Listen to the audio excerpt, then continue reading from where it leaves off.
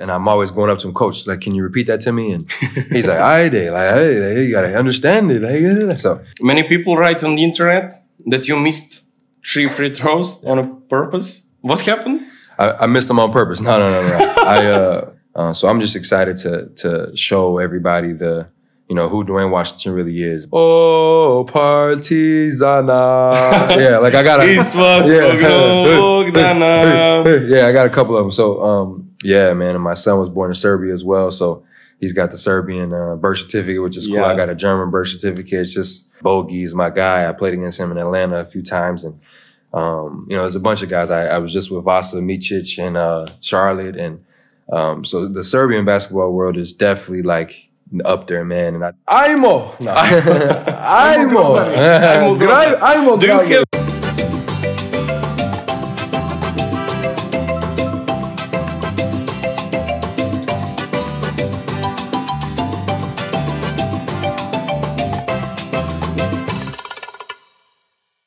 Dame i gospodo, dobrodošli u još jednu epizodu Panama podcasta. Moje ime je Luka Bojović, poznatiji kao Lux27.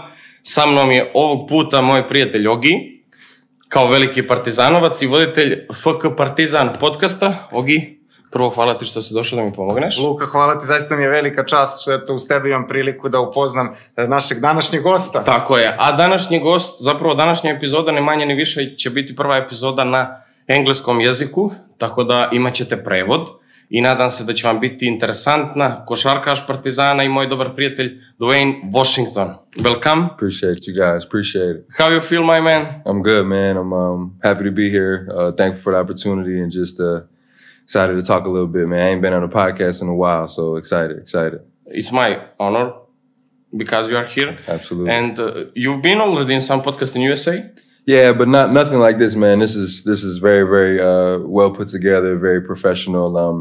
Mine have just been, in the house or at a buddy's place or something. But definitely got some good vibes going. But this is amazing, man. I'm super excited. Yeah, thank you so much. Last night you had a game and we won. I can tell we because I'm a big fan of Partizan. How you feel after the game? You didn't play, but you saw the atmosphere. You felt that. What's your opinion about everything? Man, it was amazing. I think it's one thing to see it like on videos, and I remember when I originally signed here back in August. I did a lot of research, like a lot of YouTube and stuff like that, just trying to figure out like what I was getting myself into, right? And I saw all these videos. I saw the outside game with the flares and the smoke going on, and I saw the fans and how they were so like die hard, like loving and supportive and everything. But being in that atmosphere last night, even the first game we played, it was a ABA League game, and I think 18-5, the most ever opener for a Partizan ABA game. And but last night was amazing, man. A great start for our home road or our home journey, and we needed that win, man. So it was good. It was great. Now we're going to continue to roll and take it on to the next game. Yeah. Something happened that doesn't happen often. You were in Belgrade preparing for the season with the team, started the season, and then you were involved in the NBA trade, went to USA, played some games, and returned to Serbia. Yep. Can you describe us what happened, what you feel about that? Yeah, man. I just woke up, man. I was feeding my newborn son. Congratulations. Appreciate it. Thank you. Me and my wife were kind of just hanging around. Literally just woke up though, like got the bottle or got the stuff ready, everything, changed his diaper, whatnot, and then I got a call from my agent. Actually, like 6-7 calls I missed actually, and then I caught like the 8th one or whatever. He just kind of like broke it down to me like very simply. Told me he would call me a couple hours later with some more details. But yes, I was involved with the New York Knicks and Minnesota Timberwolves. The third team was the Charlotte Hornets trade. And I'm just blessed, man. I'm very thankful. Very unique, very crazy, never happened before type of situation where, a guy under contract in the EuroLeague gets, I guess, quote unquote, traded. A lot of steps that had to be taken to make everything happen. But you know, it's a blessing, man. Another opportunity to play in the NBA for the time being, and I'm just thankful for it. But I'm glad to be back, man. I'm very thankful to be back. I'm happy to be here in Belgrade with the Grabari support, coaches, players, everything, man. I just really enjoy it, and I'm excited to get back on the court and give my all, give my 100% with everybody, man. And it just means a lot for this opportunity. Like I said, I keep saying it over and over. I sound like a broken record, but it really truly is like a blessing. You don't get to experience stuff like this at all in a lifetime. So for me to be here is a blessing. For sure. And the fans, all of them, they were so confused because no one knew, will you come back? Will you stay in NBA? And many people write on the internet that you missed 3 free throws on a purpose. What happened? I missed them on purpose. No. I wanted them free throws bad, man. I was on that team, you know, before coming here. I was with the New York Knicks, and obviously, of course, the game that we played was against them, right? And had the opportunity to win a game, man. Missed the first one.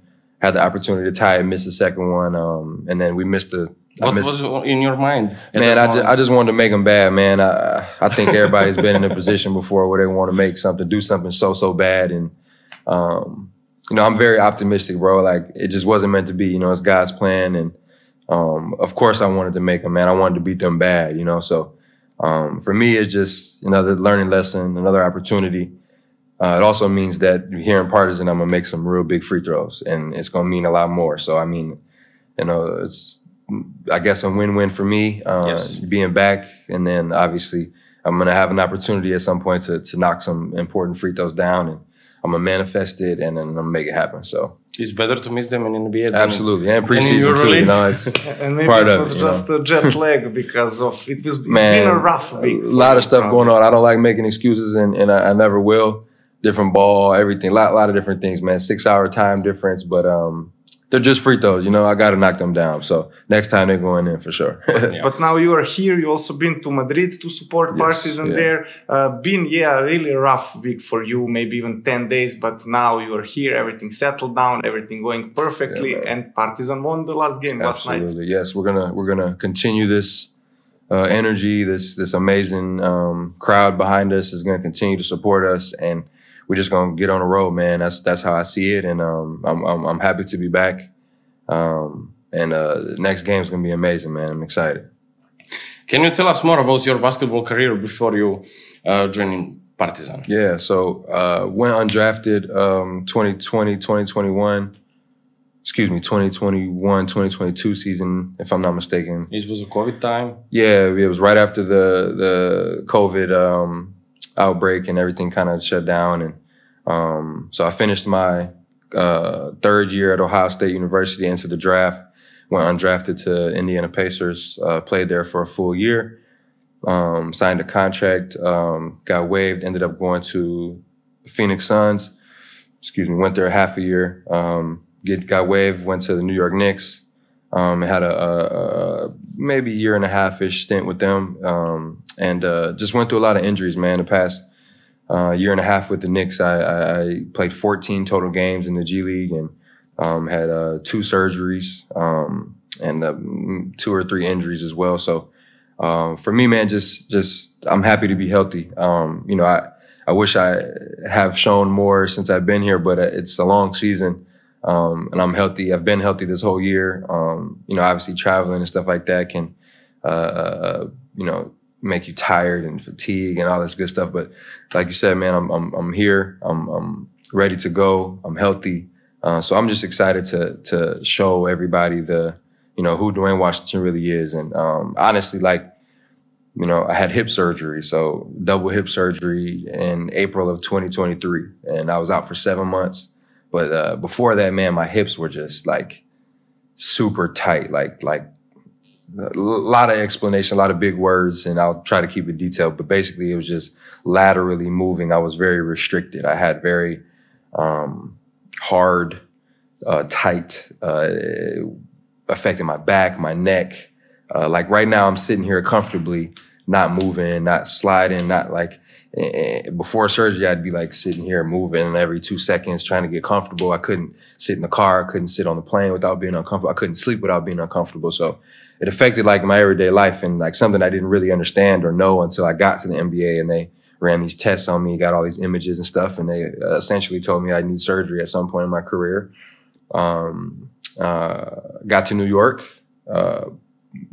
my second year, and got there, tried to dunk on somebody in the G League, and I landed on my back funny, whatever.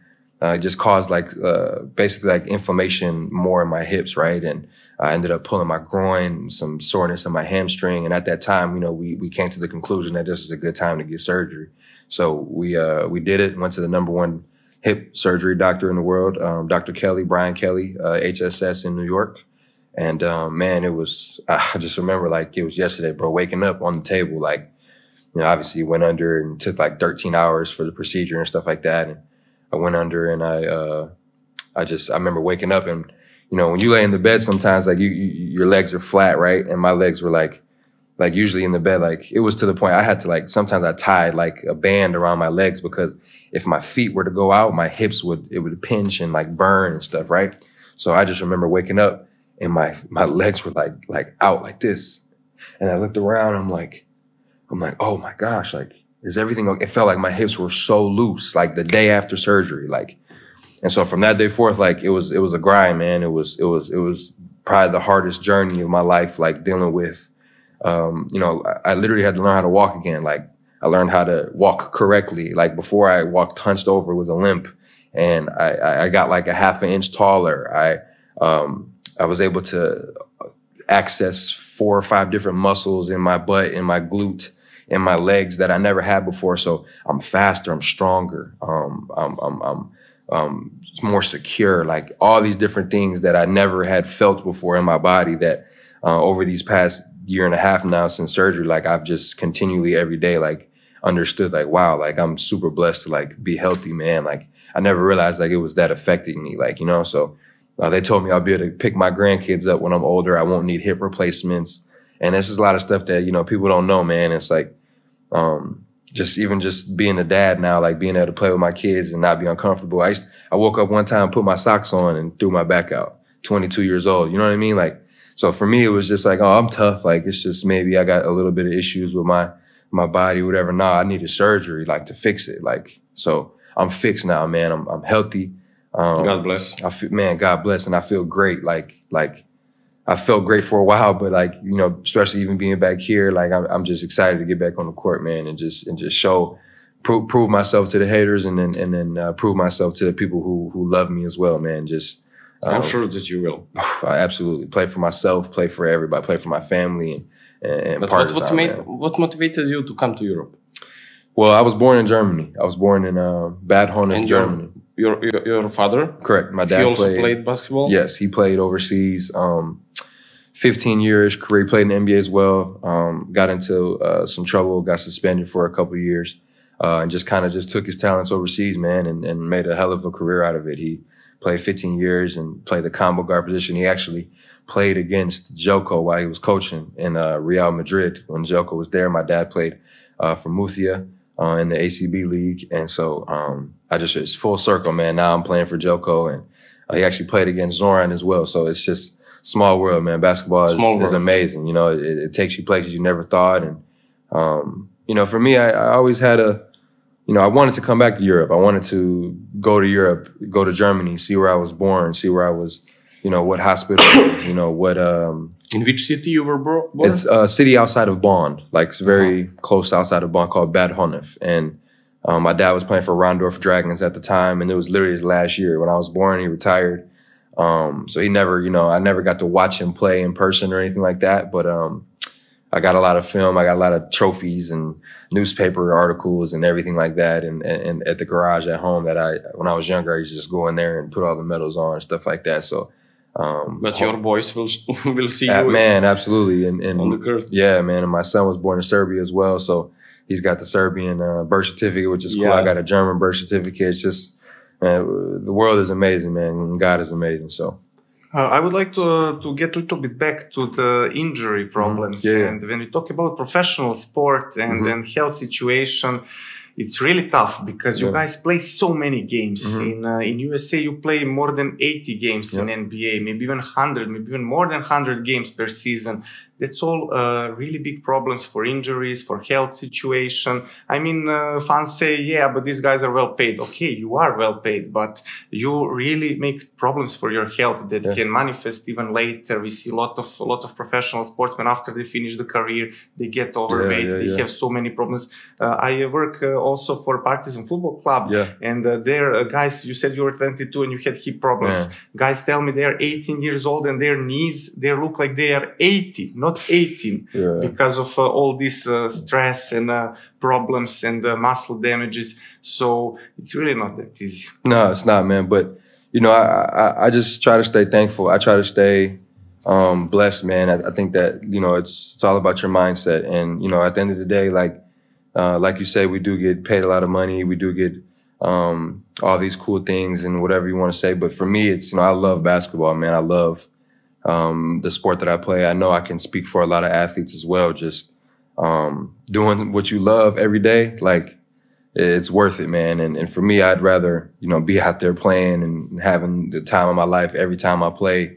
You know, and there's nothing wrong with working an office job or, you know, being in there 9 to 5. But for me, that's something I didn't want to do, man. And I just put all my heart into this. And, you know, what comes with that is injuries or, you know, pain, problems, and, you know, a lot of hard work, physical, mental, everything. So for me, just trying to stay blessed, man. You know, I get to play basketball for money. I get to play basketball to take care of my family. And to me, there's nothing, the only job better than that is being a father. So I love that that I'm blessed by God both of these jobs. I got both of them, right? So I'm living the life, man. That's what I tell people for sure. Yeah. I just want for fans to understand how often you play with painkillers, how often, for example, your ankle is this big and you get some injection and you play the game, and if you don't run that fast as usual, they can get angry, but they must understand how often these things happen. Almost every game you have something hurting you. Absolutely. And I think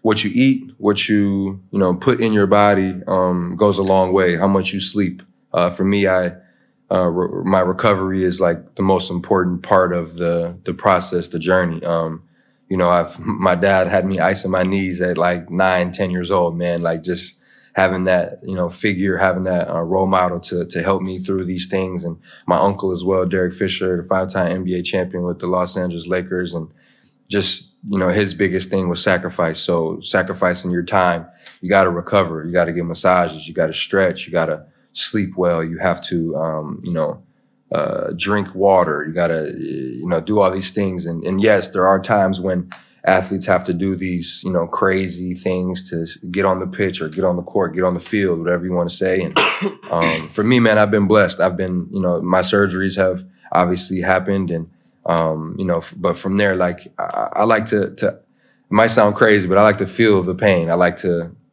acknowledge it. I like to feel it. I like to tell my mind that you need to heal this area. And so doing those things for me is a good practice and a good feeling that I have, and I like to stay away from those, painkillers or, those shots and stuff like that. And as much as I can, I mean, you never know what's going to happen. And I pray every night for health, and it's in God's hands, man. But yes, man, it's a hell of a job for sure.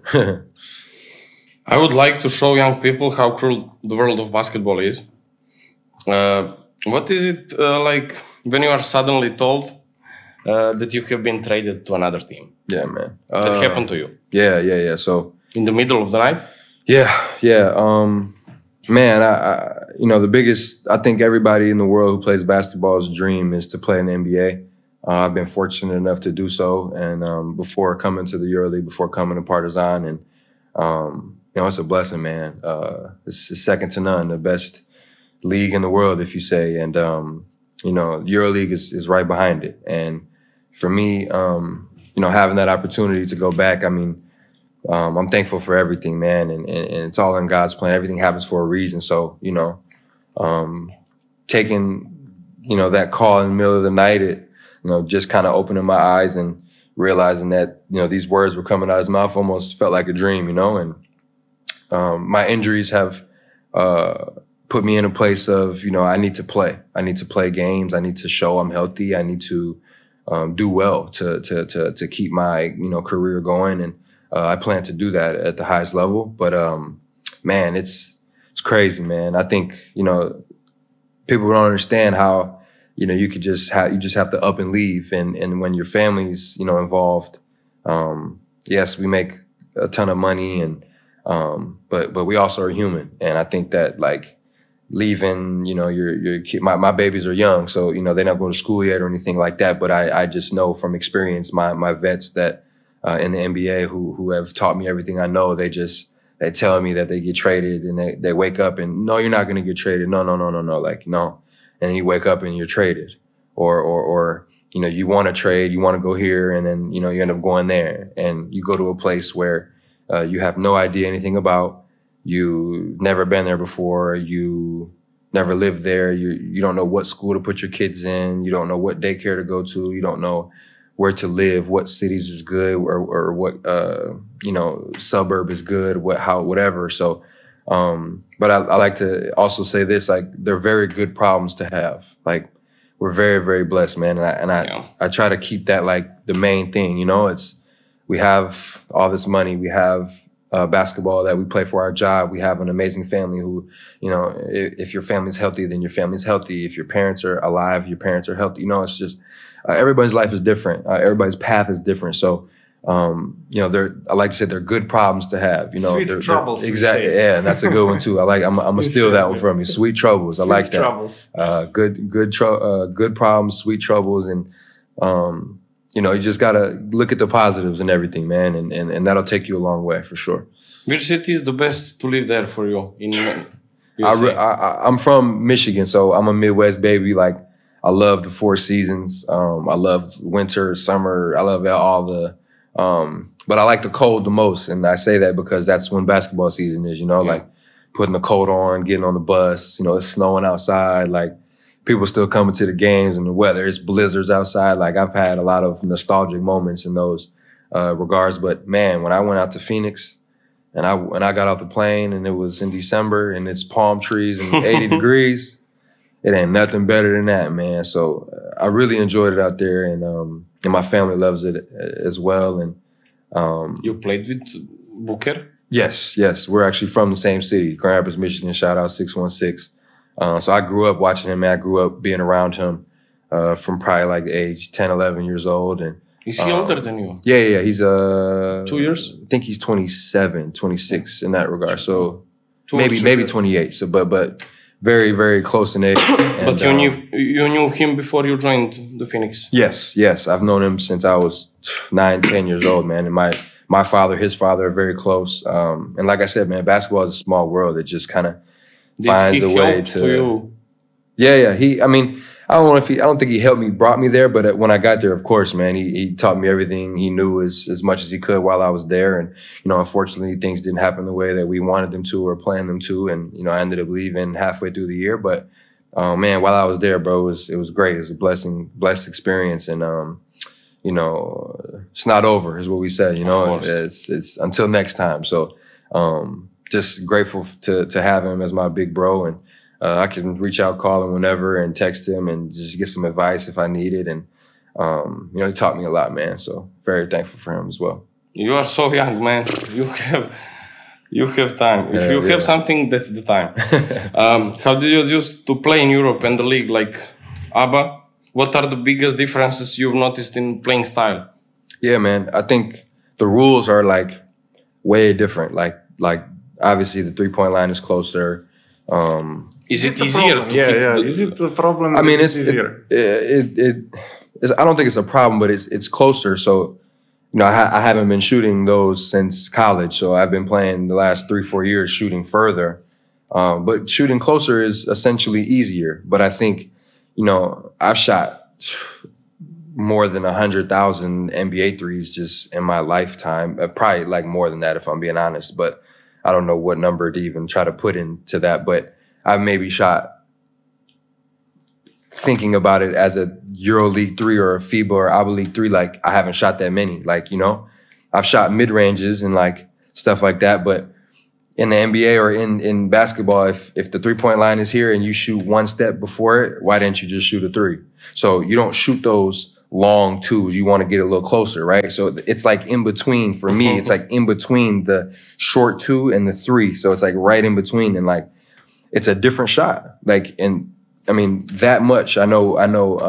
In Serbia, it's like meters and kilometers and metric unit. Yeah, but like in America, maybe 1 or 2 feet closer, like changes like the percentages maybe by 10 to 15. Like if you like look at the numbers and like the averages and stuff.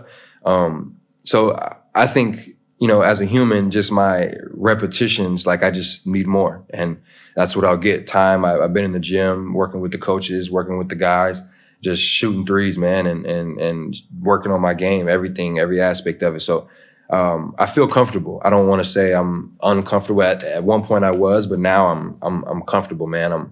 I'm excited to just like, you know, play. I can't wait to get out there and just show everybody everything, you know. So it's part of the journey. Exactly. How would you compare? It's interesting for me because we see how Nikola Jokic, he changed basically the game in NBA, and now you are in ABA League, where you have so many young guys who are kind of maybe future Nikola Jokic. So how are you adjusting to all this now? Yeah, I think it's cool, man.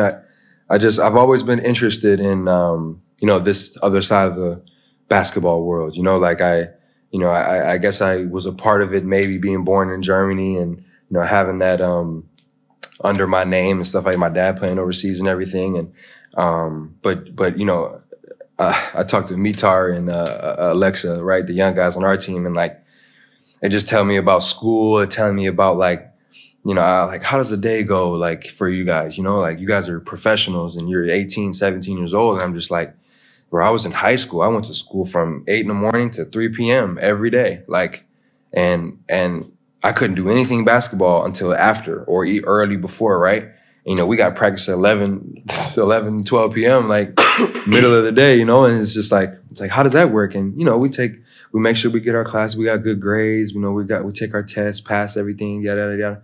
And then there's club basketball. And I explain this to my Americans, to my family, my friends, right? I say, imagine the Los Angeles Lakers had a 12U basketball team. Yeah. Right? And they've played same coach, maybe, same style, same colors, same gym. So, like, you've been basically playing, and for Mitar, it's been different. He's played in Madrid and stuff like that. But, like, you know, in a perfect world, you're born in Serbia, you start playing basketball, you play for Partizan 12U. I'm not sure the youngest, right? But let's say it's 13U. And there's 13U, 14U, 15U, and you get all the way to 19U, and then you go to FIBA, and basically that's your whole basketball season, you know. And in America, you have a school team and you have a club team, and then you can go to college. And I know some people, you know, now the NIL, all this money that's in college, like going to college isn't the worst idea anymore for anybody, you know. But there are options to not go to college, and coming overseas is one of them, whether it's here, it's Australia.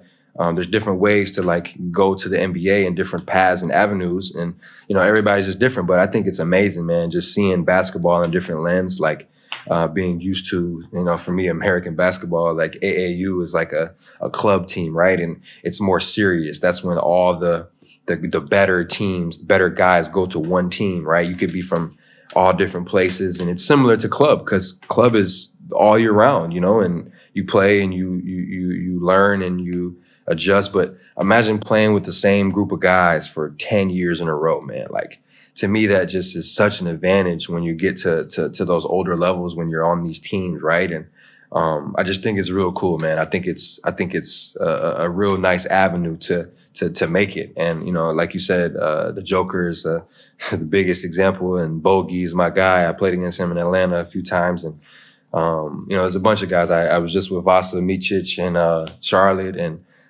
so the Serbian basketball world is definitely like up there, man. And I think that they proved it as well, going into this past Olympics, man. And they had USA right there, like they had them, honestly. So it's just great, man. It's great to see it, great to be a part of it now. And small world again, man. Everything is just full circle coming together. How would you describe your relationship with the coach and the teammates, and who was the first guy you met when you came to Belgrade? First guy I met was Balša. I met Balša, but I've known of Balša for a while. Like I played against him. Really? Yeah, in AAU a long, like we were like, I was like maybe 12 or 13, like back in the day, like before like we knew anything of that sort. And, you know, we were just young guys just hooping, right? And he was really, really good. He was tall, he's big, he's top 100 in his class. And I just remember coming into the gym, he was the first person, because I came early. I was here like, I think August 11th is when I came.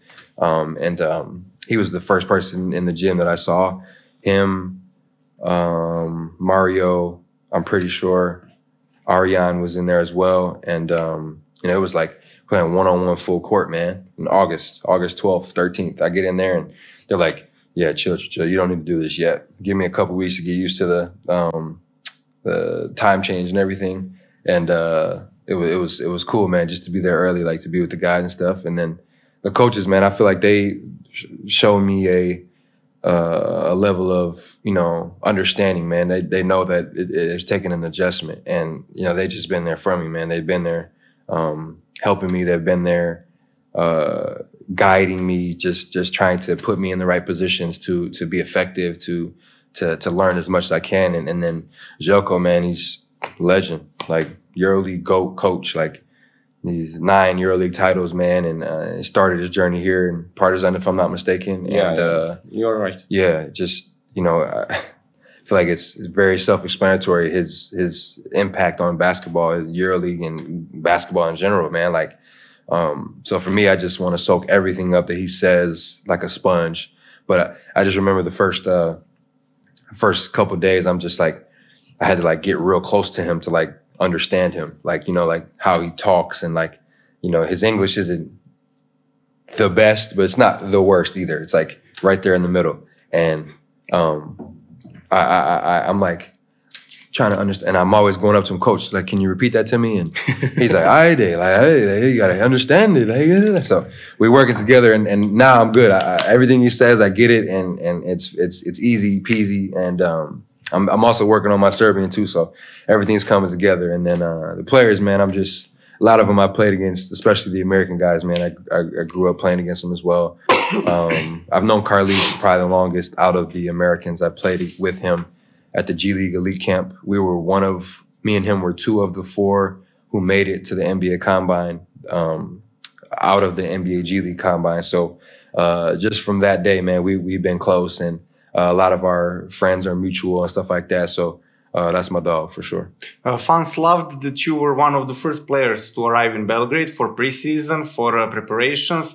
They said this guy wants to make something here. They saw how serious you are, because you really came one of the first players in Belgrade. Yeah, you know, not only was I, you know, doing this for, you know, myself, but I definitely, I don't know, man. I from the day I signed, like my agents were just telling me how like this place can like change your life like forever, you know? And like I just like, I live for shit like that. Like I live for like these like moments in life where you never forget them. I call them core memories, like just things that instill in you, that you tell stories when I'm 60 to my grandkids, or 80, whatever, to the younger generations, for them to just hear and get better and learn. And but man, when I signed, I just was like, I had a feeling, like I had a feeling. And usually when I get one of those feelings, I'm like I'm either right about it or like something amazing is gonna happen. And that doesn't mean it's gonna go perfect. You know, obviously we've,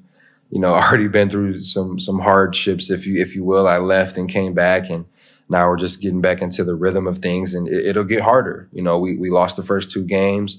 It's a long season, you know, things are going to happen, and you know, you just gotta keep rolling with the punches, you know, but that feeling doesn't go anywhere. And I think that, you know, that's what keeps me going. And then I don't know how the fans would not help you attain these goals, attain these, you know, things that you want to do for yourself. But now I don't want to just do it for me, like obviously me, my family, you know, but like I want to do it for like Serbia, like for the fans, for Partizan. Like I understand every day more and more how much it means to people. I remember my son was born and like, they're like, he has to choose. Like, he's not going to be Red Star. He's going to be Partizan. Like, yeah. You know what I'm saying? Like, and it's like right then and there, like your parents choose for you and that's it. You know what I mean? Like, and it's forever. I heard you can get disowned for not liking the team that you're supposed to like, or if your family's Partizan, you want to be Red Star. It's like, oh, we can't, like, you know, and just understanding that way back when it was just two teams playing, and if correct me if I'm wrong, but like this is what I recall. Two teams are playing outside, and one of them was Partizan and one of them was Red Star, and that's how it began. Like it just forever, like just rivalry. Like they hated each other. And it grew into this amazing, like basketball. It grew into this amazing, like beautiful rivalry, man. And you know, I was a part of something similar, but not even close. Like I went to the Ohio State University, but I'm from Michigan, right? I grew up in Michigan, so their rivalry is Michigan, U of M. And, you know, you don't even say the word Michigan when the week you're going to play, but it's nothing like this though, like nothing. So for me, it's just amazing to be a part of it, you know, and experience it. So super blessed, man. As you said, children needs to choose from the young age. And do you know that children in the Balkan do not dream of playing in the NBA? They dream about playing for Partizan, and that you are living their dream right now. So I'm sure that you will make them proud, and they can wear your jersey with your number, with your name, and somewhere in the city, right to the school, they will make some hits and telling Washington. Yeah. That's the, like, I started to be a fan of Partizan when I was 4, I think. And I know how much that means for the kids. So, especially in the context of the club's history and tradition, what does that mean for you to play in Partizan? Yeah, I mean, I feel like it's a huge, you know, pressure. I feel like it's a huge weight on your shoulders, right? And not in a bad way, in a good way. Of course. You know, it's heavy not, jersey, they say. Exactly. Heavy jersey. Yes. And you know, with the support, with the literally die hard, like I feel like it's pressure makes diamonds. You know, it's a saying that I also have a bunch of sayings if you haven't already could tell, but you know, it shows who you truly are, right? And you know, I've prided myself on that for my whole life. And you know, things are hard. Life is hard. Like, and you know, it's hard, but it's like the best version of hard you could get, man. I just playing in front of the fans, playing in Serbia, you know, a monumental historical city in Serbia, in the history of the Balkan and everything going on and stuff like that. And it's just like, it's a blessing. I continue to say that word, and it's amazing to have the opportunity. I'm thankful for it every day. I go to sleep thankful for it. I wake up thankful for it. That's how I start my day. I'm happy to play for an elite, historic organization for sure. And how important it is for a professional sportsman to have that stability and support when you get home from your family, your kids, your wife. And I think this is very important thing, especially when you're playing not in your country, you are in a different country, everything is new, everything is different. But when you get home, you have your little fortress. Yeah, man, it's second to none. I think it's just a life. It's a world, a whole nother world. It's a whole, you know, you walk into the house and, you know, dad, and then that's all he knows. You know, he doesn't know. I mean, he knows I play basketball, but he doesn't, you know, he won't fully understand it until he's, let's say 5 or 6, or even if maybe older than that, like understanding the actuality of what's going on. And so for me, it's just a good game, bad game, okay game, win, lose, bad practice, good practice, injury, non-injury. You walk in and he's like, you're my dad, you know, you got to be my dad. Like, and for me, my dad was the best dad I could have ever asked for. The best dad in the world is what I call him. So, for me, just trying to be that and more for my little ones. I mean, it's the best job in the world, like I said earlier, and like I'm thankful for it. You're mad walking in, and then you just lose everything. You forget about everything. You know, you just look at them, and you know their whole world is us right now. Me and my wife are so thankful for these kids. They've changed our lives and in the best way possible. You know, so just very, very thankful to have them, man. And I can't wait to tell them that one day. You know, and they understand it and like comprehend it. Wow, Dad used to like. Wow, you really talked about me like that? Wow, like stuff like that. So it's amazing, man. Best job in the world. Who are your role models in basketball? Your dad and uncle, or you have someone else? Yeah, my favorite player is Stephen Curry. My favorite player is Stephen Curry. I grew up watching him, relating to him, being a child who's lightly skinned, or like, you know, the light skin is what in America people refer to it as. And just like being able to shoot the ball, I think that was something I prided myself on. My dad made sure that I could shoot like at a young age. He didn't let me shoot with a men's ball until eighth, ninth grade. Like I used size 6, I think it is in EuroLeague until then. So the girls' ball is what they call it, right? Ball, yeah. The women's ball. And you know, I didn't understand it. People made fun of me. People were like, "Hey, you can't shoot with the men's ball." Da, da, da.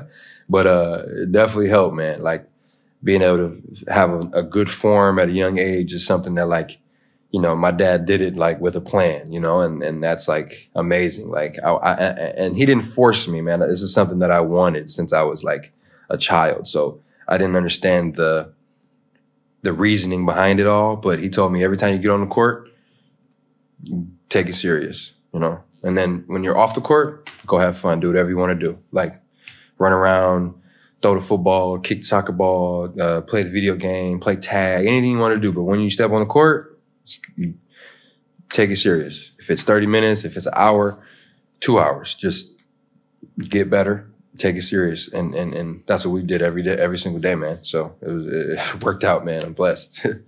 But what feeling you had when you first time saw Kari on the same court as you? Man, I was like, he actually missed the symphony. So when we got there, I'm looking for him. I'm like, and I texted him, and then I'm like, wait, it didn't go through. So I'm like, oh, he might be on the plane. I'm like, damn, he gonna miss the symphony. Like, this is crazy. This is our first introduction to everybody, and that was insane. I remember when I only experienced that, I was like, wow, this is like I think maybe 4,000 or 5,000 in there, and it was a symphony. A symphony in America, you have to be quiet. You don't yell, you don't scream, you don't chant, you don't cheer, like, you know, and we get in there and it is like erupting. And I'm like, whoa, this is like the most amazing, like a symphony is like quiet and like very, you know, classy, and like, not to say it's not classy, but like that was my understanding of a symphony. Like I was like, wait, we're going to a symphony. Like I was like, wait, this is okay. You know what? Let me go and experience it. Hope and you know, it's different. One of my first European experiences. We get there and it was insane from when we walked in to when we left. Yeah, like yelling, screaming, and chanting and singing, and then it was amazing, bro. So for me, like when the next day, practice, media, whatever, and Carlik walks in, and I was just like, oh man, like we back, man. Like I'm happy to like see my dog, and we were on the same team in the G League camp. So the last time we played with each other was then. It was maybe 4 years ago now. So it was amazing, man, just to see us together again, and I'm excited to get back out there on the court with everybody, but definitely Carlik for sure. And tell us about your relationship with Kobe Bryant. He definitely meant a lot to you. You met him when you were young. Yes, absolutely. First was rest in peace, Uncle Kobe. You know, he's a true legend, man, and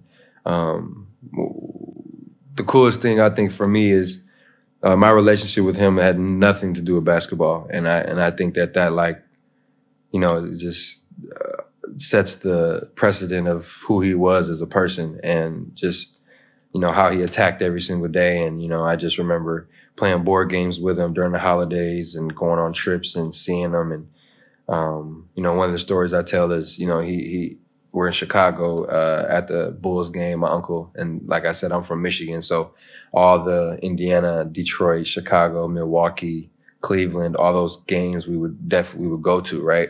So we're in Chicago before the game, and he looks at me from far away. He's like, "Lil Wash," and he's looking at me, and he points at me with his finger, right? But he just had jammed his finger, or his finger was jammed, and he pointed at me, but his finger was going this way, like all the way over here.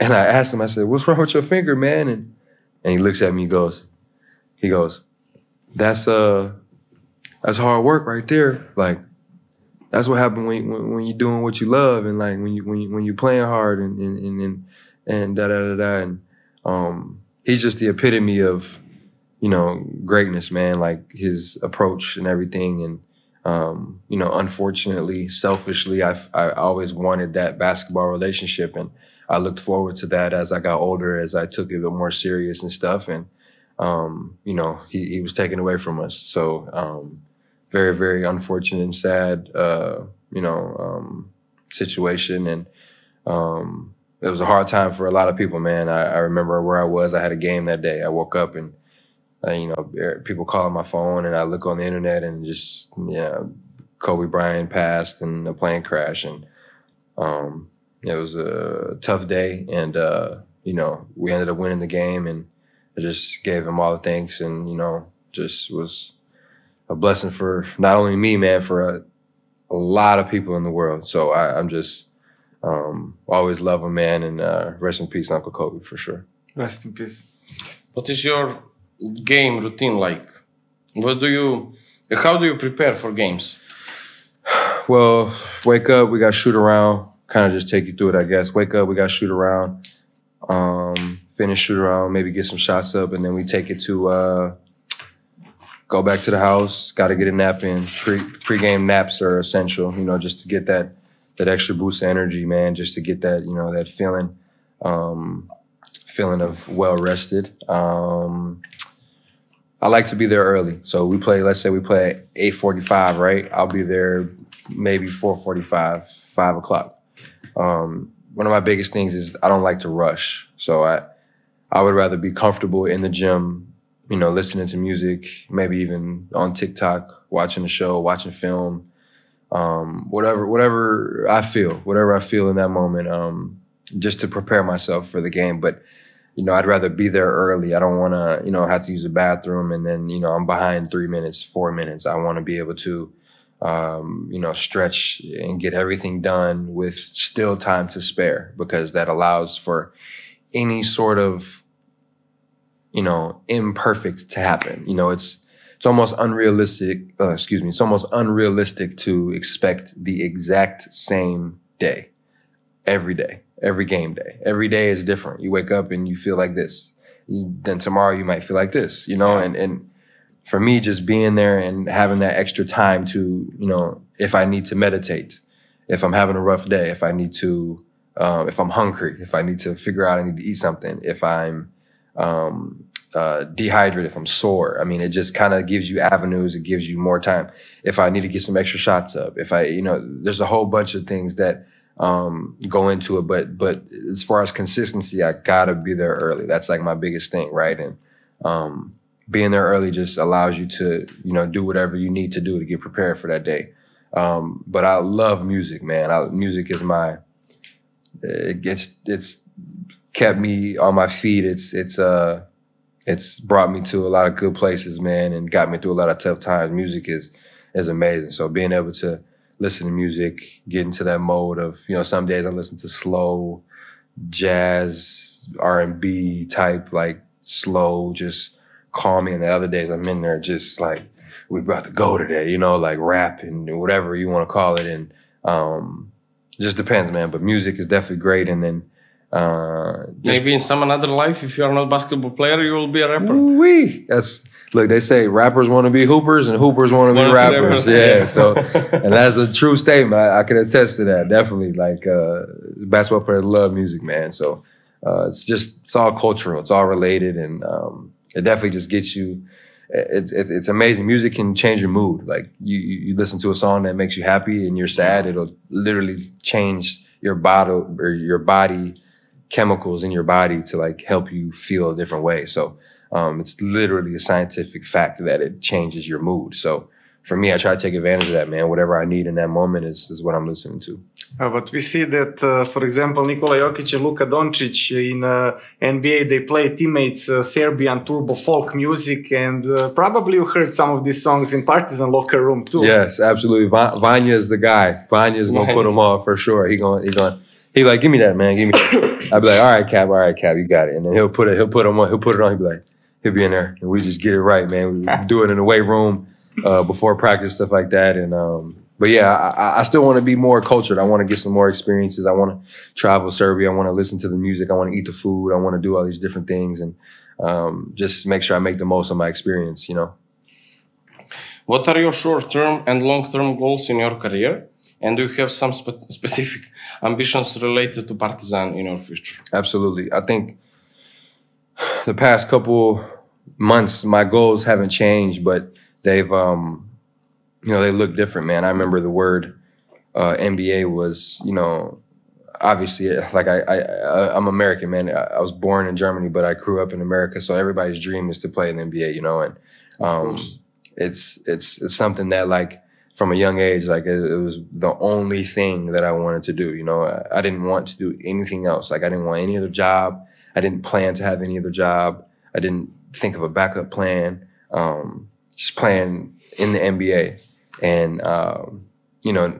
now it's professional basketball. Like you can make a hell of a career, man, playing not only in the NBA but in Europe, in different places. And what comes with that is you travel the world. You experience different things. You get cultured. You understand different lives, and I think it just kind of brings the humanity with you. So while I'm here, if I'm here forever, if I'm not here forever, if I do go back to the NBA or whatever the case may be, man, I'm just like playing professional basketball for 10 to 15 years. It was my goal. It's always been my goal, and I think that never has changed and will never change. But being here in Partizan, man, like I want to bring some hardware back to Serbia, like to Belgrade. Like I want to, like, it's best put our best feet forward. And I think our whole team, the staff is, like on board with that, and that's far ahead, and we have a lot of work to do, a lot of steps to take, and we wake up every day and we get better every day. We realize that we have an amazing opportunity in our hands, and the amazing support system that, me, truthfully, I don't think any other team has in the EuroLeague. I don't want to say other fans are bad, because they're not. They're amazing, but this is on a different level. And I think with that support, I think it can take you. It's almost like an extra player. It's the fans are our sixth man, and then I got God on my side. So we're playing 7-on-5 out there, man. And like to me, that's you can't beat that. It's an advantage that we have that other teams don't have. And us being new, 14 different players, we're gonna do what we do. We're gonna learn. We're gonna adjust. We're gonna continue to get better. And when the time comes, we'll be the best team that we've been all year. And we're gonna do something special, man. And we'll take it day by day. Just get better every day. The one thing that we told you about Partizan fans that really makes them different from others is this: that even if you don't play very well match, even if you lose, they will never boo, they will never make pressure on you. For example, last season Partizan lost 7 consecutive games against the biggest rival, Red Star, and you would never hear fans chanting some bad words, booing to players, but even more and more support after each game. So this is the thing that I think will be really important, because it's, as you say, long season. There will be ups, there will be downs. Absolutely. But believe me, even if there will be downs, you will get even the bigger support to overcome it. And as much appreciated. I know, like, if it's not said enough, as a Partizan basketball player, like, I've never been a part of something like this, man. And that it goes a very, very long way. So we're all very thankful for that. And it means a lot for sure. Have people already told you how important it is for Partizan fans to win the match against Red Star Belgrade? I don't want to talk too much about it, but I'm just really excited. That 7 games in a row last year, and you know, we haven't been on top in the cup and you know, ABA League and stuff like that, and for the past couple of years, and you know, I'm just really excited for this year. I'm gonna leave it at that, and I know how important it is. I know how real it is. I know how much it means to everybody. So it definitely will be taken into consideration, and it definitely will be a battle for sure. I'm super, super excited for that. What would you like to say to Partizan fans, to Grovari? How do you see them as support for the team? You already said that. Absolutely. They are 6 players. For sure. But do you have any message for them? I wish I had my Serbian better right now, so I could give the fans a message in Serbian. But essentially, like, one day maybe we come back and do another one. Maybe we'll make it happen. But I'll have my Serbian better, so I can you know, speak on what I'm saying now in Serbian. But I just want to say thank you, like, to the fans. Like, I broke a record again, but like I'm real thankful for it, man. I know it's been a weird few weeks. It's been a weird start to the season. I didn't want to bring any distractions. I didn't want to bring any unwanted attention or anything like that with the decision I made, or with the decision that was made, the trade and everything. And I just want them to know, like, I'm here. Like, I'm here. I'm 100% here. I want to be here. I love being here. I love the fans. I love the team. I love the coaches. And I'm just really, really excited to just keep going. I never wish time away, but I wish that we could already be a month ahead and be comfortable again and be in rhythm, and you know, us playing well as a team and everything like that. And you know, that's what it's about. It's about us. It's about us. And when I say us, I mean Partizan fans, Grovari. I mean everybody. I mean the team, everybody who believes in us, man. That's us. And you know, we wouldn't be where we are without them. And I think that is one of the biggest things that, you know, is second to none in the world, man. People are calling me, texting me, wow, man, this atmosphere is crazy. Like, I would love to, like, be a part of that. And they have no idea, 0 idea. So I'm thankful for it all, and appreciate you Partizan fans. It means a lot. And thankful for you, for real. What you can tell to us about Belgrade? Your lifestyle here, you like it? Yeah, like man. The city, I'm still learning everything, but I do feel like I don't use the GPS anymore to get to work. I don't use the GPS to get home. That's perfect. I know how to kind of get to certain places. Now I'm like, oh, I know where I'm at, so I can just kind of. The city's not too big, but I haven't been everywhere yet, man. I want to go. I heard there's some beautiful islands, very calm, very lots of trees, just very, like, you know, decompressing. I'm not familiar with the name, but I know that they're around. There's 2 different islands, if I'm not mistaken. Maybe you mean Ada? Yes, I think that's correct. Of course, yeah. For sport, for relaxation. For family. Yeah. So I want to venture there. I want to go, just see the environment, see the world in a different lens. You know, I like taking walks. I like riding the bike. So maybe you guys see me on a bike out here one time, and riding around and stuff like that, and just getting nice views and very cinematic, nostalgia type views. But and the food is good too, man. I need some more authentic places. So if anybody got any suggestions, I'm sure you guys know the best places to go. But I'm a foodie. I love to eat. There's nothing I wouldn't eat, man. I like to try everything. I'm very open and to new cultures and new things like that. So. But I enjoy it, though. I really do enjoy it, and I know I will continue to enjoy it, man. And it's just the beginning. We haven't even started to win a lot of games yet, man. And like, that's what we plan to do. That's what we are here for. So I know it'll continue to get better, and the support will never waver. So, you know, that is even better, man. So you have already some Serbian friends? Yes. My guy, Luka.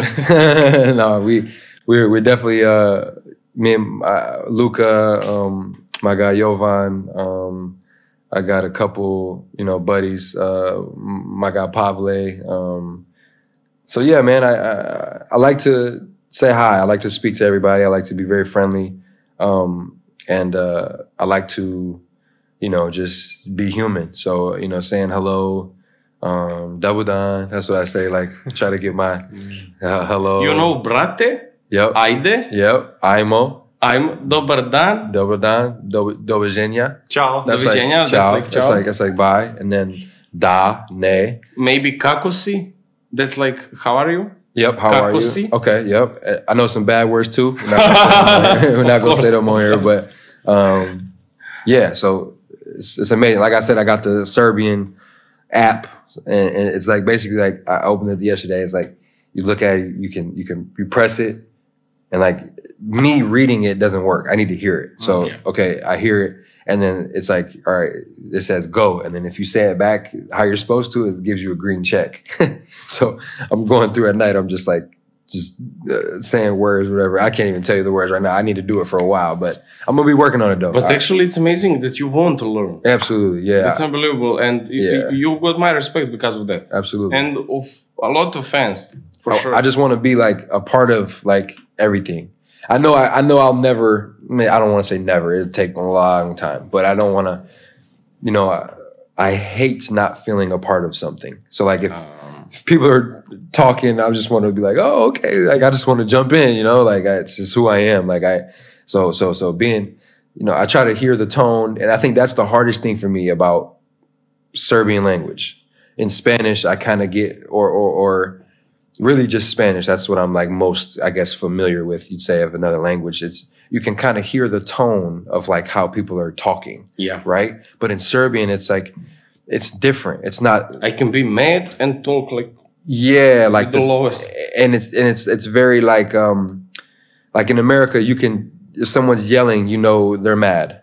If in Serbian, somebody might be yelling at you, but they're not really mad. You know what I mean? At all, like, actually. it's just Friendly, you guys are just talking. Yeah. So I've had to like, whoa, like why are you so like whoa, like but reality is just like, you know, it's just the culture, man. It's so I'm learning. I'm learning, and I love to learn, and I love to get better as a human, get better as a person. You know, learning just activates your brain, stimulates your brain, your heart. It keeps you healthy. So I wish I had learned a different language growing up for real. Like now that I am in Serbia, like, you know, and maybe one day like that's something that I'll really like put my focus into, you know, and learning a different language. And, you know, Serbia is the first place I called home in Europe. So it will always like forever have a place in my heart. And I definitely need to learn like at least a couple, like more than a couple. Like I need to be able to hold a conversation in Serbian, you know, so I'll work on that. That'll be my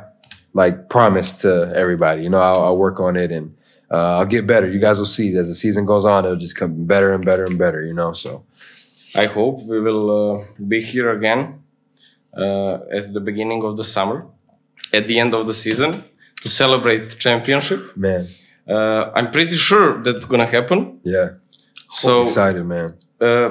Thanks so much. Absolutely. For being here. I appreciate you guys. For coming, and I wish you the best that can happen to you in your league, your team, in your personal life, everything. I with your health. That. It means a lot, yes. And I need to end this episode. Absolutely, no, you're good. Yeah. Our Serbian fans, but if you have anything to tell them, be free to do that. Ajmo! No. Ajmo! Do you have some song from Grobari that you already knew? See, that's what I'm saying. I'm still working. I left for a week and I came back and I just got all like. What about song before the game? Last one? I be singing them. I don't know if y'all. I don't know if you probably.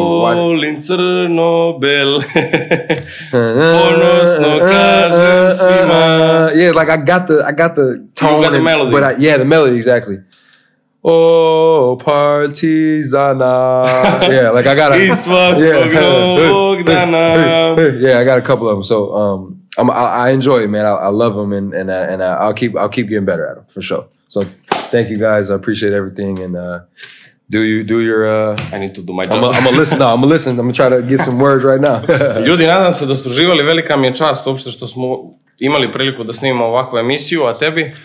Bilo je zaista kao i snova, pravo uživanje, upoznati Duejna Vašingtona, košarkaša, Partizana, biti deo ovoga. Luka, hvala ti još jednom.